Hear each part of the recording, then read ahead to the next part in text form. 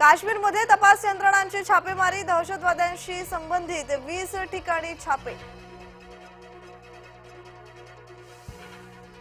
भारत आणि पाकचे डीजीएमओ उद्या चर्चा करणार। उद्या दुपारी 12 वाजता दोन्ही देशांच्या अधिकाऱ्यांमध्ये चर्चा।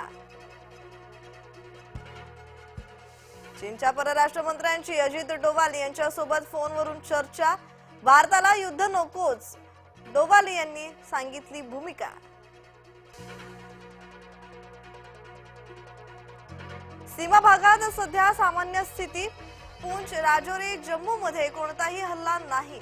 युद्धविरामानंतर सध्या शांतता। पाकिस्तानमध्ये विमानसेवा पुन्हा सुरू। युद्धविरामानंतर पाकिस्तानमध्ये विमानसेवा सुरू। कालपर्यंत पाकिस्तानमध्ये विमानसेवा होती बंद। राजकोटमधील शिवरायांच्या पुतळ्याचं आज लोकार्पण। मुख्यमंत्री देवेंद्र फडणवीस यांच्या हस्ते होणार अनावरण।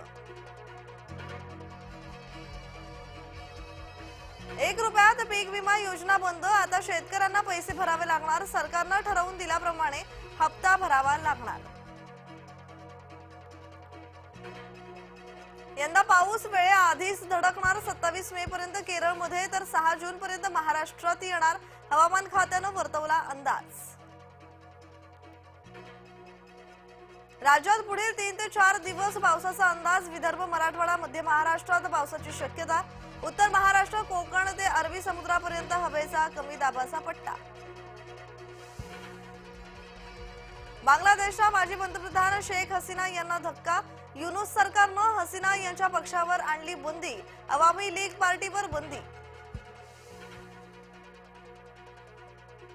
आयपीएल पुन्हा सुरू करण्यासंदर्भात आज निर्णय। बीसीसीआय आज निर्णय घेणार।